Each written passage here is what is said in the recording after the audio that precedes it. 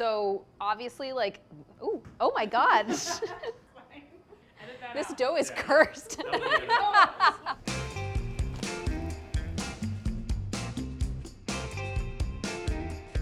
Hi, my name's Priya Krishna. I'm the author of the cookbook Indianish, and today we are making one of my favorite recipes. It is called aloo paratha. It is potatoes stuffed into bread, spiced. When you pull it apart, it's fluffy, it's pillow-like, it's steamy, and it's really, really good. Oh, we're boiling the potatoes.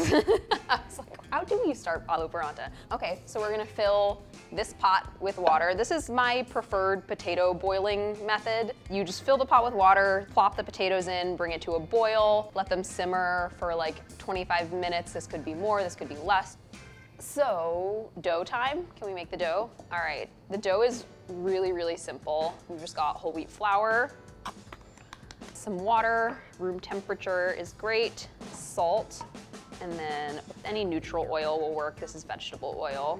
And you're just gonna roll up your sleeves and knead it with your hands. This is like, I just recently learned what ASMR is. I think this might be ASMR, right? Whole wheat flour, water, vegetable oil. How's that, good? Look how nice and beautiful this dough is. It's perfectly incorporated. It's sticky, a little bit wet. This is exactly what you're looking for. So we are going to wrap this baby up just like this, nice and tight. And then we're gonna refrigerate it for 20 minutes. Oh, wow. Wow, okay.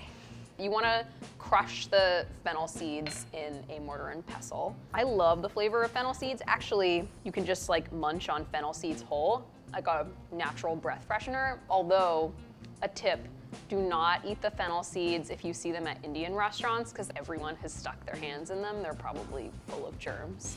But you can get your own stash at home. So I'm just gonna give these a few more whacks. These potatoes are boiling, so just let these simmer for 20 minutes and you can kind of give yourself like a little facial.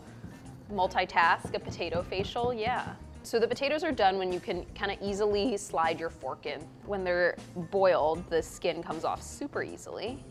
My mom thinks that left-handed people, that kitchen equipment is not built for them. She's just like, you know, you're just worse at stuff because you're a lefty.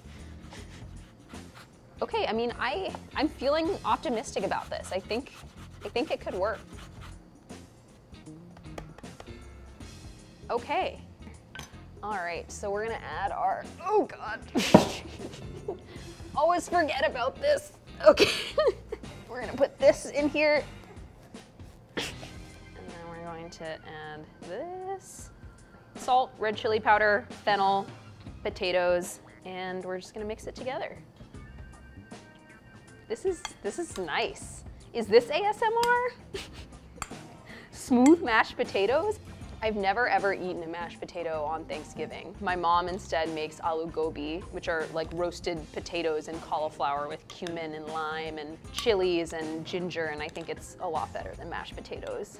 So this is pretty nicely incorporated. It should be stained a little red from the chili powder. It smells really good and it'll taste even better. So you only need about 2 tablespoons of cilantro. I read this thing somewhere that liking cilantro is genetic. Like you have a gene and either that gene is turned on or turned off. I don't know, cilantro just tastes amazing to me. It's so refreshing. It just sort of adds this like cleanliness. So we're gonna add that in, do a little mix, and that'll add some nice color, a little bit of freshness. The next step is to form the potato into balls. I find this very relaxing. It's sort of kind of like back to when you did Play-Doh in kindergarten and stuff. So you just want everything to be like nice and tight. Keep it tight. It's the aloo paratha motto. I think these are looking pretty good, pretty uniform. So now is like the moment of truth where we're gonna get our dough out of the fridge and hope that it's looking good. Oh yeah, okay, this dough is feeling great. Once it's out of the fridge, you just want it to have firmed up a little. So we're gonna split this up into 4 even balls, similar to what we just did here. 2, 3, 4. And just very carefully put these in here.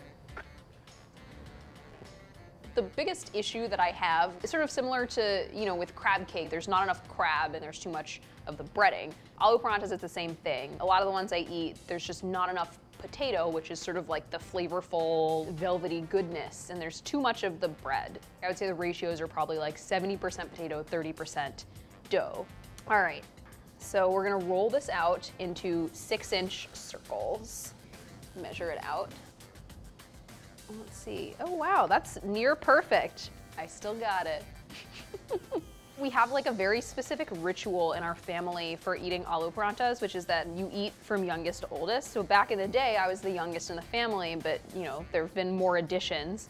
So now I'm like, I think the second oldest. So now I get my aloo paranthas basically last, and there's like no decorum. You're not waiting for everyone. The point is literally just to get your parantha as hot and fluffy and steamy as possible. Getting together is secondary, but like eating your parantha is priority number one. Here we go. Here's our first one. So you're gonna put it right in the center, and then we're just sort of gonna pull up the sides. Like I guess kind of, does this remind you of dumplings? Different? Definitely similar. Yeah, it's sort of dumpling-esque, but so you just don't want the dough to tear, and you just wanna be super careful here. So it does look like a little soup dumpling or like a little bow. And now let's fold it over and roll it out. Okay. If I mess up, everything my mom said about me is gonna be right. It's sort of this like magical process that it doesn't spill out. It seems like it should, but it doesn't. Once you get past this step, you're good. Okay, so just be super careful when you put these in. There you go. And we're gonna let that cook for about 2 minutes. Okay, we're flipping it. And now we're going to baste the top with a little bit of oil. Essentially what we're doing is like pan searing the sides of the parantha. And you can do this with oil. I do it with oil. My aunt does it with like a combination of oil or ghee. If you use ghee, which is clarified butter, you get more of that nuttiness. You can't use too much oil or ghee. It's just like making it more delicious. Ghee on everything. That's the good stuff. I like to do it one more time just cause like, it just kind of makes the parantha a little extra nice. Okay. This. Boom. There we go. Look at that glistening parantha. I should just quit food writing and become everyone's parantha lady. The other thing that's really great about aloo paranthas is that you can freeze them and reheat them for breakfast, lunch, or dinner. I'm going to India in about a month, and one thing I'm very excited about is that my great aunt, she does the kind of stuff like make aloo parantha for breakfast. All right, this is our last one. By the fourth parantha, you're like, you got this. You're very confident. Okay, cool. All right, we're done. C'est fini. The typical accompaniments for parantha are yogurt and then some kind of achar or pickle. We didn't have any, but the Munchies garden, they grow these amazing vegetables. So we have these pickled onions and then homemade giardiniera. So I'm excited to try it with that. Oh yeah, there we go. So see, it just sort of like, you just get that beautiful, see, and look at that. See how thin the parantha portion is? A lot of filling and just a teeny tiny bit of parantha. Like that's exactly what you're going for. So I like to just build a bite. I like to put a little bit of yogurt, you know, throw some onions on top.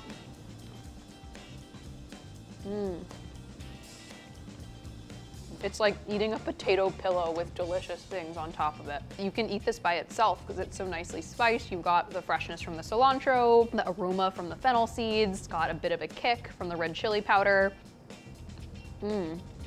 These turned out really well. My mom's gonna be surprised and excited. So you want this recipe, you can grab my cookbook Indianish, or you can click the link below.